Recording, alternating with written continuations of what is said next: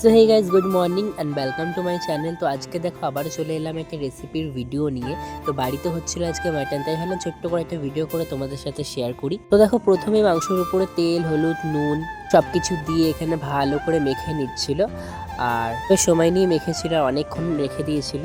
সবাই টক দই দেয়, কিন্তু আমরা টক দই দিইনি, কারণ তখন টক দইটা ছিল না। এমনি আমার সবসময় ফ্রিজে আমি রাখি। তো বেশ ভালো করে এখানে দেখো মাংসটাকে মেখে নিয়েছিল, তারপর অনেকক্ষণ ঢাকা দিয়ে রেখে দিয়েছিল।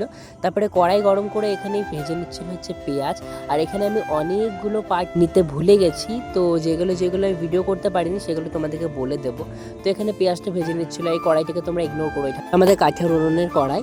আর এখানে আলু আর পেঁপেও ভেজে রেখে দিয়েছিল। তারপরে কড়াইতে যেমন আদা, রসুন, জিরে, ধনে, লঙ্কার গুঁড়ি, হলুদ সব কিছু দিয়ে একটা মশলা নিয়ে কিছুটা মাংস দিয়ে কষিয়ে নিয়েছিল। তারপরে মাংসটা কষানোর পর পুরো মাংসটা দেখো কড়াইতে দিয়ে দিয়েছিল।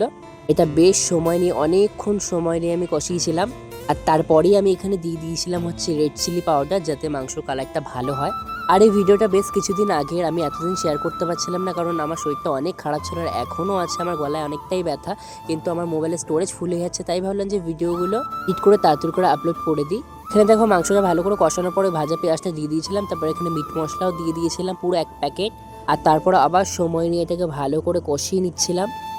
বেশ অনেক সময় নিয়ে কিন্তু করতে হবে। খাসির মাংস তোমরা তাড়াহুড়া করলে কিন্তু একদমই হবে না, অনেকটা সময় নিয়ে তোমাদেরকে রান্নাটা করতে হবে। তো তাই করছিলাম। এখানে আমি হচ্ছে 30 থেকে 40 মিনিট কষিয়ে নিয়েছিলাম। তারপর তো এটা হতে দিয়েছিলাম আধ ঘন্টার উপরে। কষানোর পরে দেখো কালারটা কত সুন্দর হয়েছিল। তারপরে আমি আর কোনো রকম ভিডিও কন্টিনিউ করতে পারিনি।